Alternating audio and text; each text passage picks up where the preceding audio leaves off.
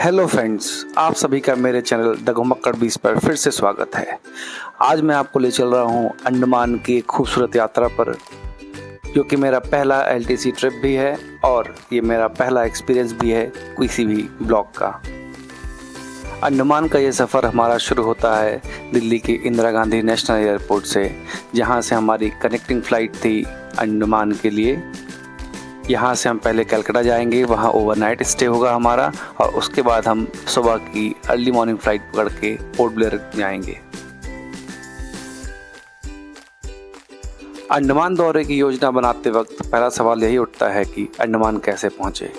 यह द्वीप केवल हवाई जहाज़ या समुद्री जहाज़ द्वारा पहुँचा जा सकता है। अंडमान द्वीप समूह के लिए नियमित उड़ानें उपलब्ध हैं, जबकि वहीं पर आपको नियमित जहाज़ वहां के लिए देखने को नहीं मिलते हैं। अंडमान की राजधानी पोर्ट ब्लेयर के वीर सावरकर अंतर्राष्ट्रीय हवाई अड्डे पहुंचने के लिए दिल्ली, मुंबई, अहमदाबाद, वाइजैक, बेंगलोर, कोलकाता और चेन्नई हवाई अड्डे से रोज़ाना हवाई जहाज़ उपलब्ध हैं। यदि जहाज़ से अंडमान पहुंचने का विचार मन में हो तो आपको उसके लिए चेन्नई, कोलकाता या वाइजैक इन शहरों से हर महीने 2 से 3 जहाज़ ही होते हैं।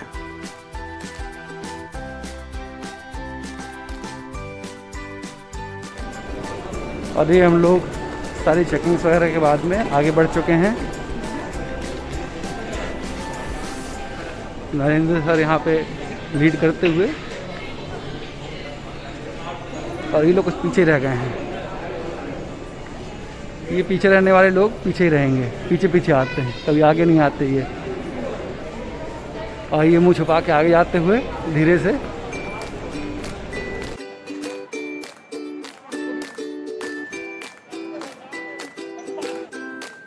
हम लोगों ने अपना चेक इन कंप्लीट कर लिया है और अब हम लोग गेट नंबर 49 की तरफ जा रहे हैं, जहाँ से हमारी फ़्लाइट रहेगी। और हमारे साथ में और भी हमारे साथी जुड़ चुके हैं।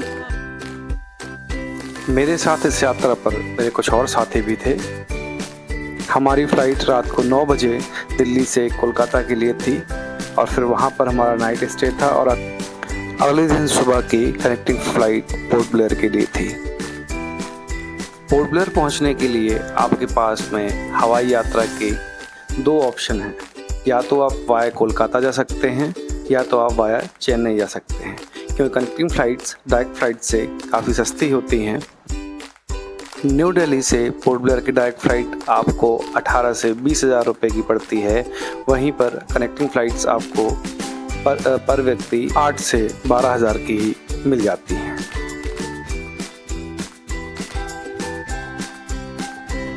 और यहाँ से सारा सामान उतारना पड़ेगा, सबको निकाल रखना पड़ेगा। और हम लोग यहाँ पर गेट नंबर 49 तरफ जाते हैं।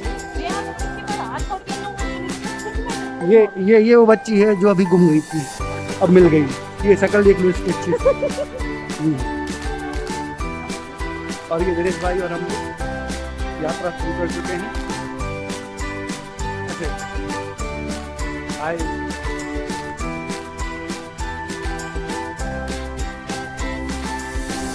और ये स्वचालित सीढ़ियों से हम लोग आगे की तरफ बढ़ते हुए अपने जुल्फे संवारती हुई रजत शुक्ला, पीछे दिनेश भाई अपने मोड़ा मोड़ियों की फ़ोटो खींचते हुए और पीछे नरेंद्र सर बढ़िया अपने स्टाइल में खड़े हुए। और ये रिया देखो धीरे धीरे आगे बढ़ रही है। ओ और हमारे साहिल भाई सबसे आगे। चूँकि ये हमारी अंडमान की पहली यात्रा थी तो मैं इस यात्रा के लिए बहुत एक्साइटेड था और काफ़ी पहले से मैंने इसके लिए प्लान बनाया हुआ था कि यहाँ जाकर मैं अपना पहला वीडियो शूट करूँगा।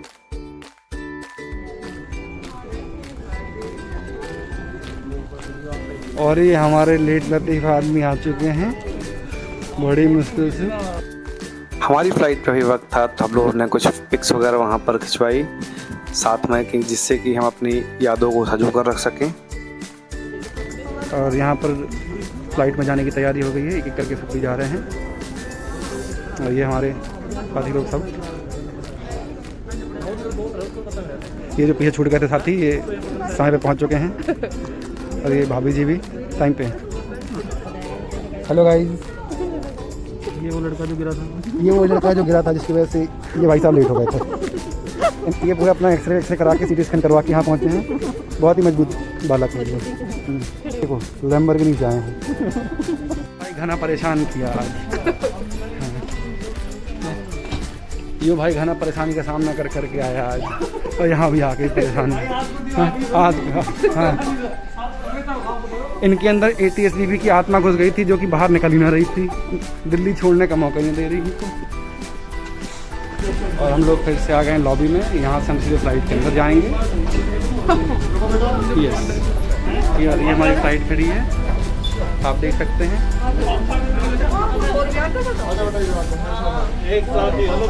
सब अपने परिवार वालों के साथ में खड़े हूँ। सब तीन के जोड़े में चलेंगे। यो भाई आज घना परेशान। हाँ, जब भी आप फ्लाइट से सफ़र कर रहे हों तो इस बात का ज़रूर ध्यान रखें कि अपने फ्लाइट के समय से 2 घंटे पहले आप एयरपोर्ट ज़रूर पहुंच जाएं। और ये यात्रा चालू हो गई है, और साहिल भाई यहाँ पे फ़ोटो लेते हुए, साहिल भाई हमारा इंतज़ार भी करेंगे। और ये हम लोग अपनी फ़्लाइट की तरफ जाते हुए, और यहाँ पे आप देख सकते हैं वैसे शुक्ला भी अपने बात संभालते हुए आगे बढ़ रही हैं। और ये हम अपनी यात्रा को आगे बढ़ाते हुए 2 घंटे इंतजार करने के बाद में अब जाके फ़्लाइट में जाने का हमें मौका मिल रहा है। इनको नहीं जाना है, और इनको यहाँ पे डर लगता हुआ वजह शुक्ला पांडे डर रही हैं आज, क्योंकि पहली यात्रा है। और हम यहाँ पे बोर्डिंग करने वाले हैं। यहाँ पर ठंड का थोड़ा सा माहौल दिख रहा है, थोड़ी भीड़ ज़्यादा हो गई है, पर ऊपर से अपने शहर को देखने का अलग ही मज़ा होता है। रात का समय था और चारों तरफ लाइट्स की वजह से जो जगमगाता हुआ शहर था काफ़ी खूबसूरत लग रहा था।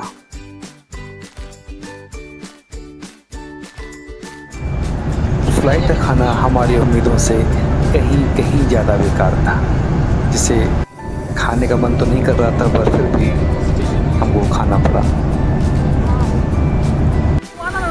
और हम लोग कैलकाटा लैंड कर गए हैं। आज हमारा ओवरनाइट स्टे है, और कल सुबह 10 बजे फिर हमारी यहाँ से फ़्लाइट है अंडमान के लिए। अभी हम लोग यहाँ पर वेट कर रहे हैं बस पे जाने के लिए।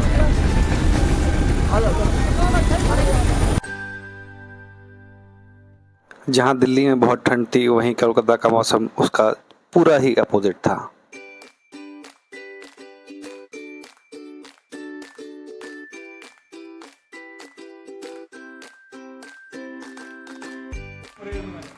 और रात के 12 बज गए हैं, और हम लोग कलकत्ता एयरपोर्ट पे न्यू ईयर मना रहे हैं। मेरे साथ में साहिल, हैप्पी न्यू ईयर।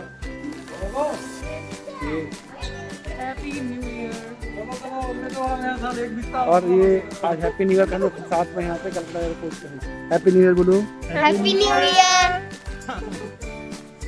और हम जा रहे हैं गेट नंबर 3 की तरफ, यहाँ पे हमारी कैब हमारा वेट कर रही है। आज बंगाल की हवा में सांस ले रहे हैं आगे। और ये भाई ना मान रहा है, बिल्कुल आज बिल्कुल न मानेगा ही। कम मानता हूँ। और यहाँ पर यहाँ पर भी ठंड वैसी ही है, थोड़ी सी नमी ज़्यादा है,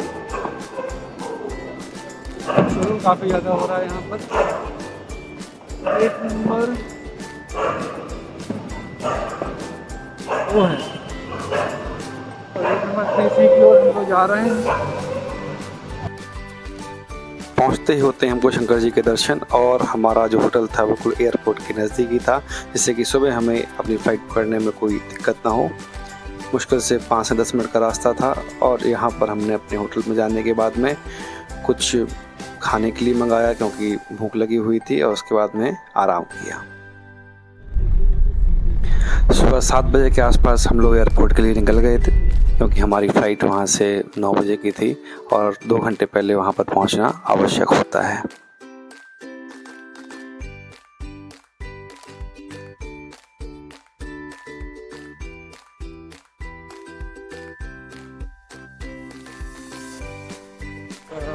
हम लोग सुबह पहुँच चुके हैं सुभाष चंद्र बोस एयरपोर्ट कैलकाटा, और हम चल रहे हैं एंट्री करने के लिए। आप देख सकते हैं यहाँ पर लाइन लगी हुई है।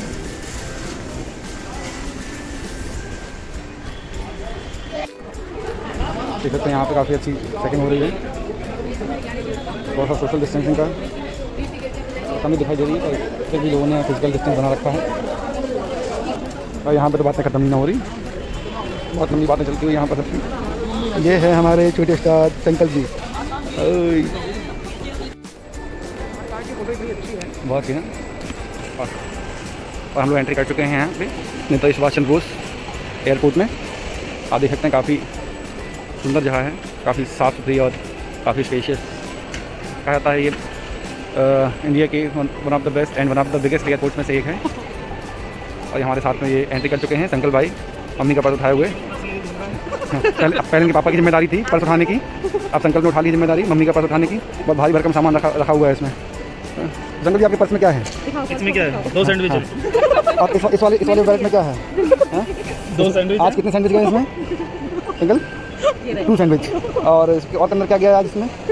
सुबह लड्डू वगैरह गया क्या? नहीं, अभी ये नमकीन का ही है। थोड़ा शर्मा रहे हैं बताने में, मैं बाद में खुल के बताएंगे कि इस वाले बैग में क्या है। हाँ, और ये एक और हमारे साथी, इनकी एंट्री तो हो चुकी, बहुत खुश दिखाई दे रहे हैं एंट्री करने के बाद में। और ये कस्टमर की देखते ही यहाँ पे फोटो खिंचाने की इच्छा जागी उठी सबकी। आप चलिए अपने बैग की। अगर आप यात्रा करने के शौकीन हैं और आप देश विदेशी यात्रा आए दिन करते रहते हैं तो आप एयरपोर्ट लाउंज एक्सेस के बारे में आपको पता होना चाहिए। आपकी घरेलू उड़ानों के लिए भी लाउंज सर्विस आपके काम आएगी। भारत में डोमेस्टिक एंड इंटरनेशनल एयरपोर्ट दोनों पर ये सुविधा उपलब्ध है, जहां आप जाकर आराम कर सकते हैं, कुछ खा पी सकते हैं, अपनी आने जाने वाली फ़्लाइट का टाइम दे सकते हैं और भी बहुत सारी सुविधाएं उपलब्ध आपको हो जाती हैं। इस सर्विस की कीमत अमूमन 1500 रुपये होती है। अगर आपके पास में कोई क्रेडिट कार्ड ऐसा नहीं है इस पर लाउंज ऐसे सुविधा उपलब्ध हो, और अगर आपके पास में ऐसे कोई क्रेडिट कार्ड हैं जिसमें कि आपको फ्री लाउंज एक्सेस हैं, तो प्रति व्यक्ति 2 रुपये ही आपको खर्च करने पड़ते हैं। अगर आप क्रेडिट कार्ड रखते हैं तो अपने कस्टमर केयर ज़रूर पता कर लें क्या उसमें फ्री लाउंज एक्सेस है या नहीं है।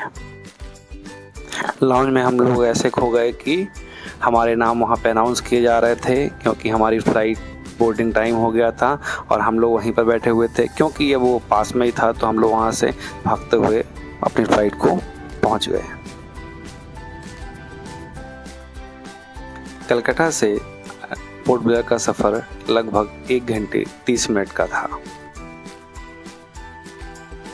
मेनलैंड से अंडमान जाने के लिए अगर कोई जहाज़ का उपयोग करना चाहता है तो चेन्नई से MV नौनकारी, MV कैम्पबेल बे और MV स्वराज द्वीप, कोलकाता से MV निकोबार जहाज़ है। हालांकि MV हर्षवर्धन, MV अकबर ये दोनों जहाज़ चेन्नई, वाइजैग और कोलकाता बंदरगाह तीनों से अंडमान को नौका सेवा प्रदान करते हैं। जल मार्ग का औसत मूल्य 2500 से लेके 11,500 एक तरफ का किराया होता है। जल मार्ग से आपको अंडमान पहुंचने में 60 से 70 घंटे का समय लगता है, और अगर आप मेन आइलैंड पर रहते हैं तो आपको ये महंगा भी पड़ता है। अंडमान में होटल के किराए हर द्वीप पर अलग अलग हैं, पर अन्य राज्यों की तुलना में अंडमान के होटल थोड़े महंगे साबित होते हैं। आप अपने अनुसार होटल चुन सकते हैं। कई सारे होटल काफ़ी कम किराए में मिल जाते हैं, पर ऐसे होटल को ढूंढने में थोड़ा समय आपको इंटरनेट में देना होगा, और पूरी यात्रा में सबसे अधिक कीमत होटल की ही रहती है। यहाँ पर होटल कीमत 1200 से लेके 4500 प्रति दिन का हो सकता है, और ये अलग अलग सीज़न पर भी डिपेंड करता है। अगर आप यहाँ पर न्यू ईयर पे आएंगे तो आपको सारी होटल महंगे मिलेंगे, और यहाँ पर आपको बाकी एक्टिविटीज़ में भी आपको ज़्यादा पैसे खर्च करने पड़ सकते हैं। अंडमान अधिकतर समुद्री व्यंजन के लिए बहुत ही ज़्यादा विख्यात है। लोग काफ़ी दूर से केवल समुद्री भोजन का आनंद लेने के लिए भी आते हैं, इसलिए अंडमान में समुद्री व्यंजन अधिक महंगा नहीं होता है। अंडमान में अधिकतर उत्तर भारतीय भी रहते हैं, तो शाकाहारी भोजन भी आसानी से मिल जाता है, और चटपटा स्ट्रीट फूड का भी स्वाद ले सकते हैं। और यदि आप सामान्य भोजन लेते हैं तो आपका खर्चा भी समान ही होता है। यहाँ पे आप पर मील 250 रुपीज़ अराउंड खर्च करना पड़ सकता है। अगर आप LTC के थ्रू अंडमान आना चाहते हैं तो आप इन 3 साइट से अपनी टिकट्स बुक कर सकते हैं, जो कि हैं IRCTC, Balmer and Lawrie and Ashoka tour and travels. और अगर आप खुद से आना चाहते हैं अपने एक्सपेंसेस पे तो आपके लिए सबसे बेस्ट होगा स्काई स्कैनर, जिस पे आपको सस्ती और बजट फ्रेंडली फ्लाइट्स मिल जाएंगी। अंडमान के लिए शिप बुक करने के लिए मोस्टली आपको ऑफलाइन ही बुक करानी पड़ती है, जो कि आप चेन्नई, कोलकाता या वाइजैग पे जाके करा सकते हैं या किसी टूर एंड ट्रेवल्स के थ्रू करा सकते हैं। और गवर्नमेंट ने अभी DSS directorate of shipping services करके ऑनलाइन भी ओपन किया हुआ है, पर ये अभी उतना ज़्यादा प्रचलन में नहीं है। अगर आप हमारी यात्रा के बारे में जानना चाहते हैं कि हम कहाँ ठहरे, कहाँ घूमे, कैसे गए, तो हमारे साथ आगे और आने वाली वीडियोज़ में बने रहें और आप हमारा सपोर्ट करते रहें, जिससे कि हम आपको इस तरीके की जानकारियाँ और भी देते रहें। और हम लोग यहाँ पे पहुँच चुके हैं और मैडम जी की वजह से थोड़ा लेट हुआ है, क्योंकि प्लान भी लेट हो गया। और यहाँ पर देखो सब कोई पहुँच रहे हैं। ओ भाई कहाँ गया? कहाँ गया भाई? ओ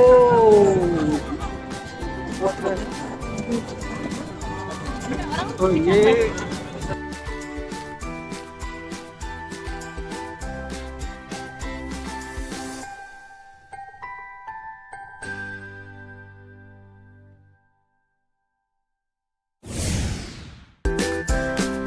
अंडमान ट्रिप के आइटनरी, बजट, होटल्स और वहाँ पे सारी सी एक्टिविटीज़, वाटर स्पोर्ट्स एक्टिविटीज़ के बारे में जानने के लिए हमारे चैनल को फॉलो करें और वेट करें हमारे अगले वीडियो का। धन्यवाद।